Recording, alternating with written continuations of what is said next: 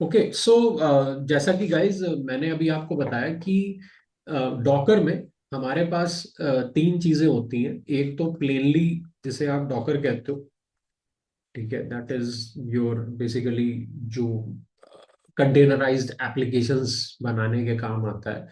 Then there is something called Docker compose, ठीक है, Docker compose, ठीक है। तो जैसा कि मैंने अभी आपको बताया कि डॉकर कंपोज बेसिकली क्यों यूज होता है। Docker compose is primarily use for starting applications जिसके अंदर उस एप्लीकेशन के बहुत सारे कंपोनेंट्स हैं और वो कंपोनेंट्स अपने आप में कंटेनर्स हैं। So suppose you have a very big application और उस बहुत बड़ी एप्लीकेशन के बहुत सारे टुकड़े हैं, बहुत सारे पार्ट्स हैं, और उनमें से हर एक पार्ट अपने आप में एक कंटेनर है, या फिर आप कह लो अपने आप में एक सर्विस है, कंटेनराइज सर्विस है वो, ठीक है। और आपको पता है कि अगर आपको कोई एप्लीकेशन स्टार्ट करनी है, if you want to start any application, तो उस एप्लीकेशन के प्रॉपर स्टार्टिंग के लिए जो उस एप्लीकेशन के जितने भी कंपोनेंट्स हैं उनका एक सीक्वेंस में स्टार्ट होना जरूरी है, या उनके कंटेनर्स का एक सीक्वेंस में स्टार्ट होना जरूरी है। क्यों? क्योंकि जो उसके अंदर के कंपोनेंट्स हैं उसमें से मान लीजिए कोई एक्स कंपोनेंट है जो ऑलरेडी किसी दूसरे कंपोनेंट के ऊपर डिपेंड करता है, या फिर मुझे कहना चाहिए कि अगर आपका कोई एक एक्स कंपोनेंट है उस एप्लीकेशन के अंदर और वो एक्स कंपोनेंट का जो कंटेनर है या उस एक्स कंपोनेंट की जो सर्विस है वो प्रॉपर तरीके से स्टार्ट होने के लिए, या टू बी मोर प्रेसाइज उसकी जो कंटेनराइज सर्विस है वो प्रॉपर तरीके से स्टार्ट होने के लिए पहले से किसी दूसरी कंटेनराइज सर्विस के ऊपर डिपेंड कर रही है। तो इसका मतलब वो जिस भी कंटेनराइज सर्विस के ऊपर डिपेंड कर रही है, पहले आपको उसको ऑन करना पड़ेगा और उसके बाद आप ये वाली सर्विस ऑन करोगे। Only then that whole application can work flawlessly. तो जब आपको इस तरीके की एक कॉम्प्लेक्स एप्लीकेशन को रन करना होता है प्रॉपर तरीके से, तो आप क्या करते हो, आप डॉकर कंपोज की हेल्प लेते हो। बिकॉज डॉकर कंपोज एक डॉकर के अंदर का ही एक पार्ट है जिसकी मदद से आप ये इंश्योर कर सकते हो कि अगर आपके पास एक बहुत बड़ा सॉफ्टवेयर है या बहुत बड़ी एप्लीकेशन है जो कि बहुत सारी छोटी छोटी कंपोनेंट से बनी हुई है, जिसमें से हर कंपोनेंट को हम सर्विस बोलते हैं, और हर सर्विस एक कंटेनराइज्ड सर्विस है, यानी कि वो अपने आप एक डॉकर कंटेनर के अंदर कंटेनराइज हो रखी है और उन सर्विसेज के बीच में डिपेंडेंसी है। तो जब आप इस तरीके की एप्लीकेशन को फ्लॉलेसली चलाना चाहते हैं without having the need to worry about कि मैं ऑटोमेटिकली ये कैसे इंश्योर करूंगा कि मेरा ये वाला सर्विस या ये वाली कंटेनराइज सर्विस पहले चलनी चाहिए, और जिस पे डिपेंडेंसी नहीं है वो वाली कंटेनराइज सर्विस, या जिस पे डिपेंडेंसी नहीं है वो वाली कंटेनराइज सर्विस पहले चलनी चाहिए, और जिस पे डिपेंडेंसी है या जिसकी डिपेंडेंसी है वो कंटेनराइज सर्विस बाद में चलनी चाहिए। तो इस प्रोसेस को ऑटोमेट करने के लिए, इस पूरी चीज को खुद ब खुद अपने आप कंप्यूटर के ऊपर सारी जिम्मेदारी छोड़ने के लिए डॉकर हमें एक एक और एडिशनल चीज प्रोवाइड कराता है जिसे हम कहते हैं डॉकर कंपोज, ठीक है। अब एक चीज और आती है जिसे हम कहते हैं डॉकर स्वॉर्म, ठीक है। देर is something called Docker swarm, ठीक है, डॉकर स्वॉर्म, ठीक है। यहां से हमारा जो मेन सफर है हमारे नए टूल का वो स्टार्ट होता है। तो बहुत सारे लोग डॉकर स्वार्म और डॉकर कंपोज में कंफ्यूज हो जाते हैं।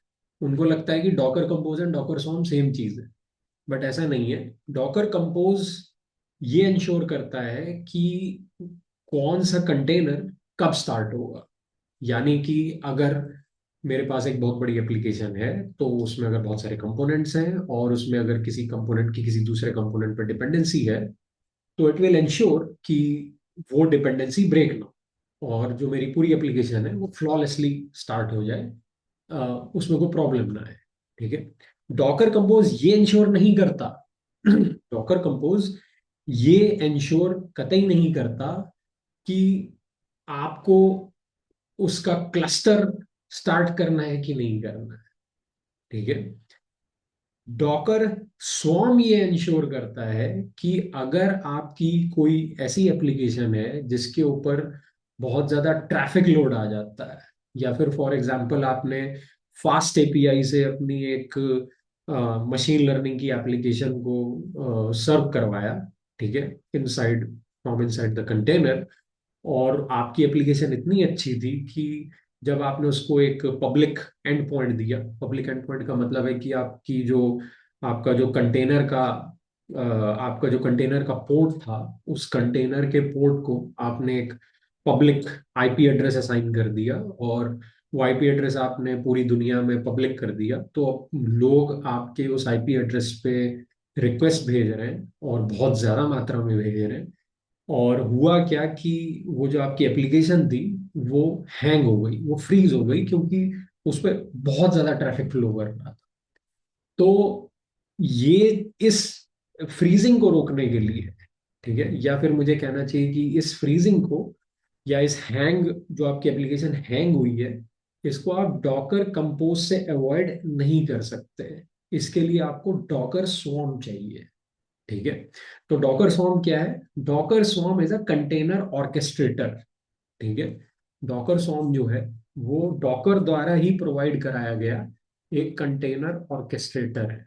Dockers container orchestrator, container orchestrator, orchestrator, ठीक है। कंटेनर ऑर्केस्ट्रेटर क्या होता है? कंटेनर ऑर्केस्ट्रेटर आप समझ लीजिए एक ऐसा सॉफ्टवेयर है जो कि कंटेनर्स को प्रॉपर तरीके से मैनेज करता है, ठीक है। कंटेनर्स को एक स्पेसिफिक ऑर्डर में स्टार्ट नहीं करता है। तो अब आपको समझ में आ रहा होगा कि जो ऑर्केस्ट्रेटर है वो कब यूज में आएगा। ऑर्केस्ट्रेटर तब यूज में आएगा जब एक एप्लीकेशन के अंदर के सारे कंटेनर स्टार्ट हो चुके हैं, they are already working, they are started, ठीक है। इसका काम कंटेनर्स को स्टार्ट करना नहीं है, ठीक है। कंटेनर्स आपने स्टार्ट कर दिए डॉकर कंपोज से, your application is working totally fine. Docker compose का डॉकर कंपोज की जिम्मेदारी है कि कंटेनर्स को एक ऐसे प्री डिफाइंड स्पेसिफिक ऑर्डर में ऑटोमेटिकली अपने आप सही तरीके से स्टार्ट कर देना। ऑब्वियसली वो ऑर्डर आप बताओगे डॉकर कंपोज को कि उसको इस एप्लीकेशन के अंदर की जितने भी कंटेनराइज सर्विस है वो किस ऑर्डर में स्टार्ट करनी है, in in a form of Y M L file, जिस वाई एम एल फाइल का नाम आपको यही रखना है। क्या रखना है? Docker hyphen compose dot Y A M L ही रखना है आपको। आप और कोई नाम नहीं रख सकते। अगर आप डॉकर कंपोज के अंदर इस फाइल के अंदर आप बताओगे क्या? इस फाइल के अंदर आप ये बताओगे कि आपका जो बहुत बड़ा सॉफ्टवेयर है जिसके अंदर की छोटी छोटी सर्विसेज को आपने कंटेनराइज करके रखा हुआ है, उन सर्विसेज के कंटेनर्स को आपको किस फैशन में स्टार्ट करना है या किस ऑर्डर में स्टार्ट करना है, वो सारी कॉन्फ़िगरेशन आप इस YML फाइल के अंदर लिख करके सेव कर दोगे और डॉकर कंपोज को चलाने को बोल दो। वो ऑटोमेटिकली आपकी बताई गई प्री डिफाइंड कॉन्फ़िगरेशन के हिसाब से कंटेनर्स को स्टार्ट करेगा, ठीक है। और ये इंश्योर करेगा कि आपके कंटेनर्स में किसी भी तरीके की डिपेंडेंसी ब्रेक ना हो, आपकी एप्लीकेशन फ्लॉलेसली स्टार्ट हो। अब आपकी एप्लीकेशन स्टार्ट हो गई, वो एक पब्लिक आईपी एड्रेस पे सर्व कर रही है, बट एप्लीकेशन पे ट्रैफिक बहुत ज्यादा फ्लो कर गया। या फिर ये भी हो सकता है कि एप्लीकेशन पे ट्रैफिक बहुत ज्यादा फ्लो कर गया और आपकी एप्लीकेशन हैंग हो गई।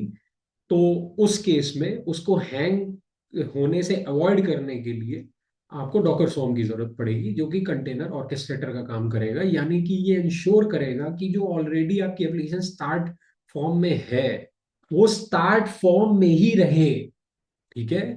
यानी कि डिजायर्ड स्टेट में ही रहे, डिजायर्ड स्टेट में ही रहे। डिजायर्ड स्टेट का मतलब है कि आप बेसिकली डॉकर स्वॉर्म के लिए भी एक फाइल लिखोगे, YML फाइल, और उसमें आप अपनी ऑलरेडी स्टार्टेड एप्लीकेशन को जिस स्टेट में मेंटेन करके रखना चाहते हो, जिस स्टार्टेड स्टेट में मेंटेन करके रखना चाहते हो, जिसको यहाँ पे हम डिजायर्ड स्टेट बोलते हैं, आप उसके अंदर वो पूरी स्टेट डिफाइन कर दोगे, ठीक है। और जब आप डॉकर स्वॉर्म से उस फाइल को चलाओगे तो डॉकर स्वॉर्म हर पल ये पूरी कोशिश करेगा और ये इंश्योर करेगा, कोशिश नहीं करेगा, इंश्योर भी करेगा कि आपने जो प्री डिफाइंड डिजायर्ड स्टेट अपनी डॉकर स्वॉर्म की वाईएमएल फाइल के अंदर बता रखी है, आपकी एप्लीकेशन को डॉकर स्वॉर्म उसी डिजायर्ड स्टेट में मेंटेन करके रखेगा।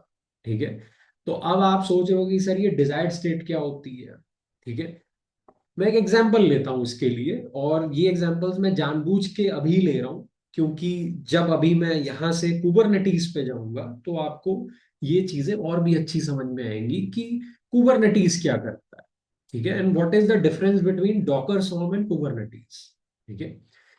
तो डिजायर्ड स्टेट का क्या मतलब है पहले समझ लेते हैं। ये इसके लिए मैं दो एग्जांपल्स का यूज करूंगा, जिसमें से पहला एग्जांपल मैंने अभी आपको दिखा दिया कि आपने जो मशीन लर्निंग एप्लीकेशन बनाई वो बहुत ही ज्यादा फेमस हो गई, और दुनिया जहां भर से लोग उस पे जा जाके जो है रिक्वेस्ट भेज रहे हैं, समथिंग लाइक चैट जीपीटी।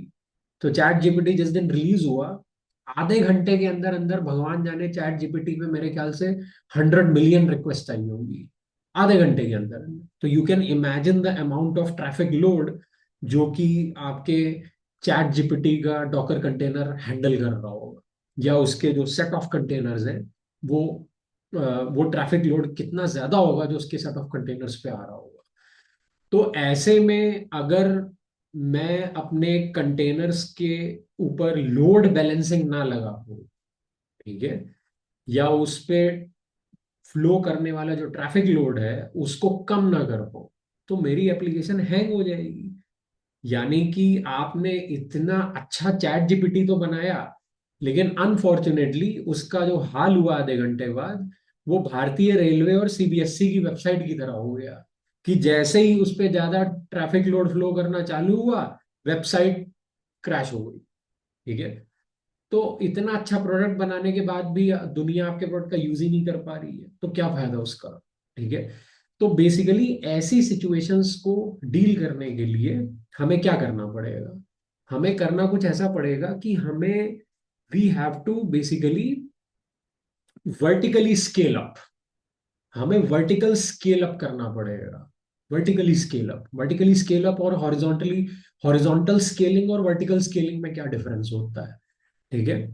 देखिए, आप किसी भी कंप्यूटर की जो क्षमता होती है, जो पावर होती है, जो उसकी कंप्यूटेशनल कैपेसिटी होती है, आप उसको दो तरीकों से स्केल अप कर सकते हो। या तो आप हॉरिजॉन्टल स्केलिंग कर लो या वर्टिकल स्केलिंग कर लो। Now, what is the difference between horizontal scaling and vertical scaling? Horizontal scaling में, to the best of my knowledge, अगर मैं कंफ्यूज नहीं हो रहा हूं, आप एक बार प्लीज इसको चेक कर लीजिएगा। हॉरिजॉन्टल स्केलिंग में क्या होता है कि आपका जो, आपकी जो मशीन है या जो आपका कंप्यूटर है, ठीक है, आप उसमें और रिसोर्सेज ऐड करते चले जा रहे हो। कंप्यूटर तो आपके पास एक ही है, लेकिन उसमें आप और रिसोर्सेज ऐड करते जा रहे हो। तो जैसे फॉर एग्जांपल, लेट्स से मेरा ये जो कंप्यूटर है, इंडियन रेलवेज की वेबसाइट या सीबीएसई की वेबसाइट मैं अपने कंप्यूटर से ही सर्व कर रहा हूँ। यही मेरा सर्वर है, यहीं से वेबसाइट खुलती है। ठीक है। यानी कि पूरे इंडिया से लोग जब भी वेबसाइट खोलेंगे तो मेरा कंप्यूटर ही उनकी रिक्वेस्ट को सर्व करेगा।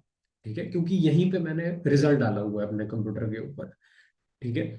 लेकिन जैसे जैसे ट्रैफिक लोड बढ़ेगा, वैसे वैसे रिक्वेस्ट्स को मुझे और तेजी से सर्व भी करना पड़ेगा, और डेटा भी ज्यादा फ्लो होगा मेरे कंप्यूटर के ऊपर।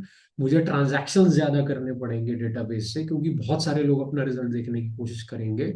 तो मुझे हार्ड ड्राइव भी बड़ी चाहिए, मुझे प्रोसेसर भी और फास्ट चाहिए, मुझे रैम भी और ज्यादा चाहिए। तो ऐसे में मैं क्या करूंगा कि मैंने देखा मेरी वेबसाइट क्रैश हो रही है, तो मैंने क्या किया, मैंने अपना लैपटॉप खोला और मैंने जो प्रोसेसर था अपना वो निकाल के उस पर बड़ा वाला प्रोसेसर लगा दिया। ठीक है, और पावरफुल प्रोसेसर लगा दिया। मशीन तो मेरे पास एक ही है, लेकिन मैंने उसके रिसोर्सेस को ज्यादा बड़ा कर दिया। रैम कम थी, बढ़ा दी। हार्ड डिस्क कम थी, बढ़ा दी। प्रोसेसर स्लो था, और फास्ट लगा दिया। ठीक है। This is what you called horizontal scaling.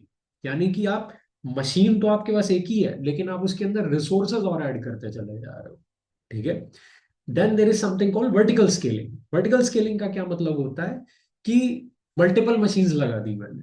यानी कि एक कंप्यूटर नहीं है, अब मेरे पास 50 कंप्यूटर है।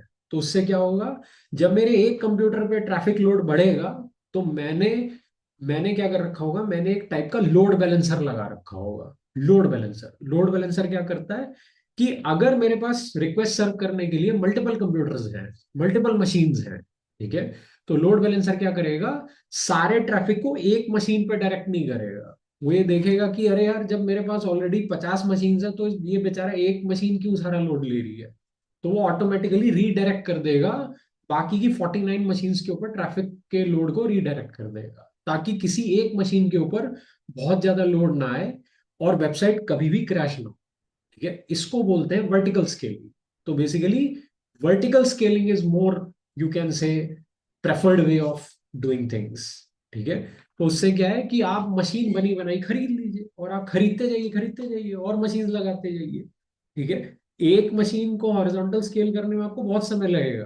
पहले मशीन को खोलोगे, फिर प्रोसेसर जो पुराना वाला था उसका क्या करोगे, उसको तो फेंकना पड़ेगा, क्योंकि नया प्रोसेसर लगाओगे आप, तो वो तो नुकसान वाली चीज है। इससे बेटर है कि आप 100 कंप्यूटर खरीदिए, स्लो वाले खरीदिए, ज्यादा फास्ट मत खरीदिए। तो उससे क्या होगा, वो सालों साल काम करेंगे, क्योंकि एक बार आपने वो कंप्यूटर खरीद लिया, फिर अगर आपको और ट्रैफिक लोड बढ़ेगा तो आप और ऐसे कंप्यूटर खरीद लीजिए।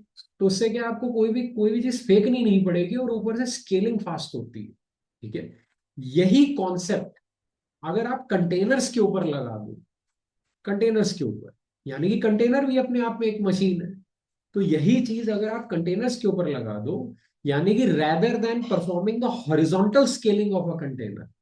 ठीक है, आप अगर थोड़ा बहुत आप लोगों को आइडिया हो गई डॉकर के बारे में, तो आप ये चीज जानते होंगे कि जो डॉकर डीमन है, यानी कि जो बेसिकली जो क्लाइंट से रिक्वेस्ट लेता है, ठीक है, वो रिस्पॉन्सिबल होता है ये डिसाइड करने के लिए कि मुझे हर कंटेनर को मेरे सिस्टम में से कितनी रैम प्रोवाइड करानी है, कितनी हार्ड ड्राइव प्रोवाइड करानी है और कितना प्रोसेसर का पोर्शन प्रोवाइड कराना है। तो इसका मतलब हर कंटेनर अपने आप में एक मिनिएचर मशीन है, जिसका जिसके थोड़े बहुत प्रोसेसर के रिसोर्सेज हैं, जिसके पास हार्ड ड्राइव के रिसोर्सेज हैं और रैम के रिसोर्सेज। ठीक है, तो अब या तो आप हॉरिजॉन्टल स्केलिंग कर लो, या तो आप डॉकर की कॉन्फ़िगरेशन में जा करके ये सेटिंग चेंज करो कि भाई जब भी मेरा एक कंटेनर बने तो वो पहले से ज्यादा प्रोसेसर यूजेज करे, पहले से ज्यादा हार्ड ड्राइव कंज्यूम करे और पहले से ज्यादा रैम कंज्यूम करे। लेकिन ये आप कब तक करोगे, क्योंकि कभी ना कभी तो वो चीज कम पड़ जाएगी और फिर आपको दोबारा से वो कॉन्फ़िगरेशन चेंज करनी पड़ेगी। तो ये बेटर है कि आप एक कंटेनर को ऐसे कॉन्फ़िगर करो कि वो बहुत ही limited resource of your processor use करे, बहुत ही limited resource of your hard drive use करे, बहुत ही लिमिटेड रैम रिसोर्स यूज करे। और जब ट्रैफिक लोड बढ़े तो वर्टिकल स्केल अप कर दो, यानी कि एक कंटेनर नहीं बल्कि बहुत सारे कंटेनर्स के रेप्लिका क्रिएट कर दो, बहुत सारे कंटेनर्स के रेप्लिका।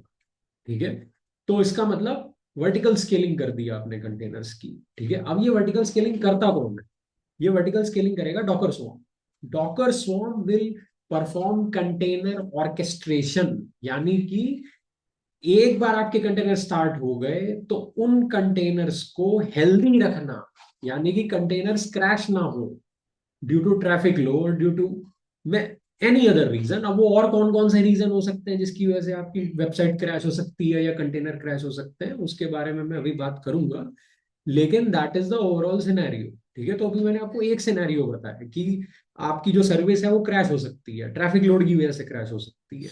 ठीक है, तो क्रैश से रोकने के लिए vertical scale up of containers, बहुत सारी कॉपीज बना लीजिए कंटेनर्स की, तो उससे क्या होगा, लोड बैलेंसिंग मैकेनिज्म प्रोवाइड कराएगा आपको डॉकर स्वॉर्म। यानी कि डॉकर स्वॉर्म के लिए आप जो YML फाइल बनाओगे उसमें आप ये बताओगे, क्या बताओगे भाई साहब, कि अगर आपके एक कंटेनर के ऊपर 80% लोड पड़ना चालू हो जाए तो 2 कंटेनर कर दो।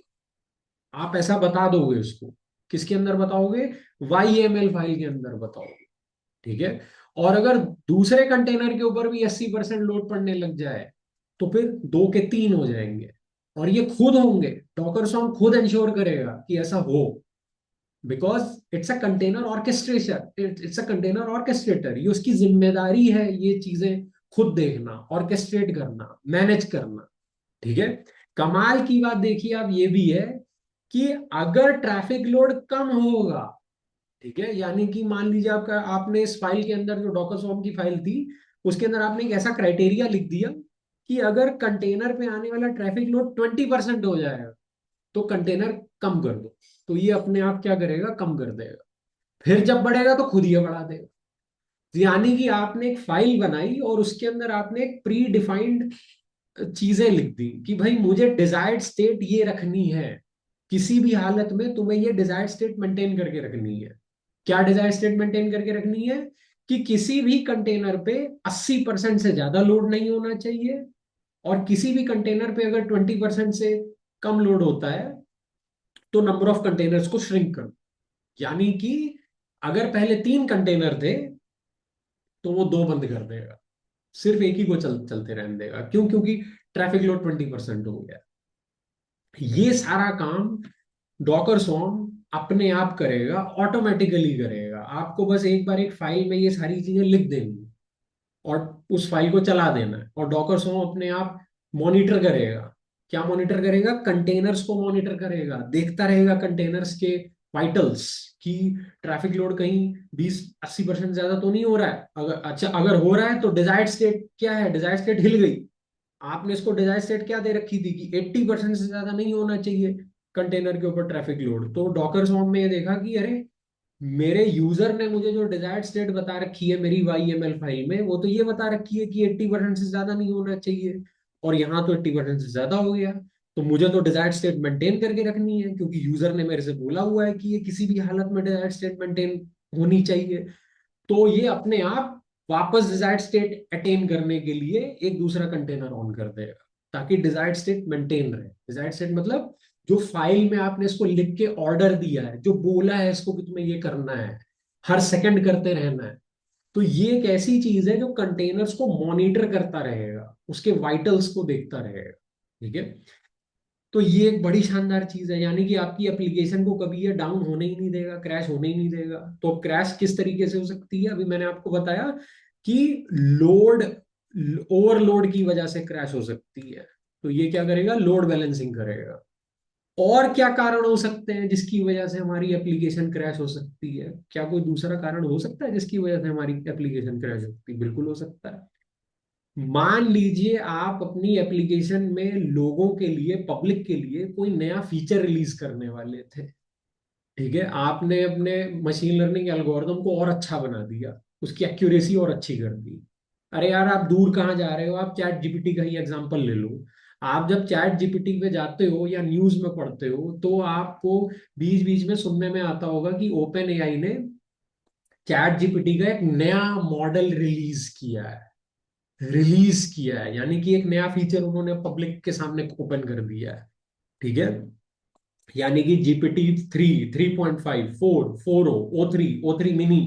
तो ये सारे अलग अलग मॉडल्स हैं। ठीक है। तो जब भी एक नया मॉडल रिलीज होता है या एक नया फीचर आपने रिलीज किया, लेकिन मान लो आपकी उस फीचर में क्या था, बग था, आपने उसको सही से टेस्ट नहीं किया, तो वो जो नया फीचर या नया मॉडल आपने पब्लिक के अंदर रिलीज किया उसमें बग था। ठीक है। अब लोगों ने सोचा कि अरे यार, कंपनी ने नया फीचर रिलीज किया, चलो इसको यूज करते हैं, लेकिन उसमें बग था। तो जैसे ही लोगों ने उसका यूज करना स्टार्ट किया तो पता चला उसमें वो आने लग गए, एरर्स आने लग गए, या फिर आप कह लो कि वेबसाइट क्रैश हो गई, क्योंकि वो कोड जो पीछे का था वो चला ही नहीं, क्योंकि उस फीचर के कोड में बग था। तो लोग क्या होने लग गए, गुस्सा होने लग गए, डिसअपॉइंट होने लग गए। ठीक है, कि भाई ये क्या बना दिया, तो चल ही नहीं रहा है। ठीक है। तो ऐसे में आपके कस्टमर रूठ के जा सकते हैं आपसे कि भैया क्या कर दिया है तुमने। तो ऐसे में आप इस सिचुएशन से कैसे बाहर आओगे कि भाई आपका ऑलरेडी एक एक कंटेनराइज्ड एप्लीकेशन है जो वेबसाइट पे चल रही थी, और अब आपने एक नई कंटेनराइज्ड एप्लीकेशन रिलीज करी नए फीचर के साथ, लेकिन पता चला उसके कोड में बग था। ठीक है। तो अल्टीमेटली आप क्या चाहोगे? आप तो यही चाहोगे ना कि अरे यार, ये बग वग सब बाद में देखेंगे, लेकिन अभी एटलीस्ट लोगों को वेबसाइट, लोग जब वेबसाइट खोले तो वेबसाइट तो खुले, वेबसाइट बंद नहीं होनी चाहिए, क्रैश नहीं होनी चाहिए। पुराना वाला ही अभी रिलीज कर दो मॉडल, जब तक हम इस पे काम कर रहे हैं या जब तक हम इसको ठीक करने की कोशिश कर रहे हैं। तो भाई साहब, इस चीज को कैसे अवॉइड करोगे? इस चीज को भी अवॉइड करता है हमारा डॉकर स्वॉर्म, वो इस चीज को भी मैनेज करता है। यानी कि आपने यहाँ पे एक डिजायर्ड स्टेट बता दी, ठीक है, वही सेम कंसेप्ट डिजायर्ड स्टेट वाला, एक फाइल थी जिसमें आपने ये लिख दिया। अब वो कैसे लिखेंगे मैं आपको बताऊंगा। ये एक फाइल थी जिसमें आपने ये लिख दिया कि अगर कोई कंटेनर क्रैश होता है, ठीक है, कोई कंटेनर क्रैश होता है तो नया कंटेनर स्टार्ट कर दो, ठीक है, विद द ओल्ड एप्लीकेशन, नए फीचर के साथ नहीं, पुराने फीचर के साथ। तो वो क्या करेगा, जैसे ही वो देखेगा कि अरे ये जो नए एप्लीकेशन वाला कंटेनर है ये तो क्रैश होने लग रहा है, तो वो क्या करेगा, उन कंटेनर्स को धीरे धीरे धीरे धीरे बंद करना चालू करेगा, यानी कि उनको चला के नहीं रखेगा, उनको बंद कर देगा, ठीक है। और अब आप ध्यान दो, लोड भी आ रहा है आपके वेबसाइट के ऊपर, ट्रैफिक भी बहुत तेजी से फ्लो कर रहा है, तो कंटेनर्स की बहुत सारी कॉपीज भी बनानी जरूरी है, उनकी वर्टिकल स्केलिंग करनी भी जरूरी है। तो वो क्या करेगा, अपने आप धीरे धीरे वो सारे कंटेनर्स को ऑफ कर देगा जिसमें फॉल्टी एप्लीकेशन का कोड था, और अपने आप वापस वो कंटेनर्स ऑन करने चालू कर देगा जिसमें पुरानी एप्लीकेशन का कोड था, ताकि लोगों को कुछ भी 1 मिनट के लिए भी वेबसाइट का डाउन टाइम ना देखना पड़े, बंद वेबसाइट उन्हें ना दिखे, बिल्कुल स्मूथलेस सीमलेस एक्सपीरियंस हो लोगों का।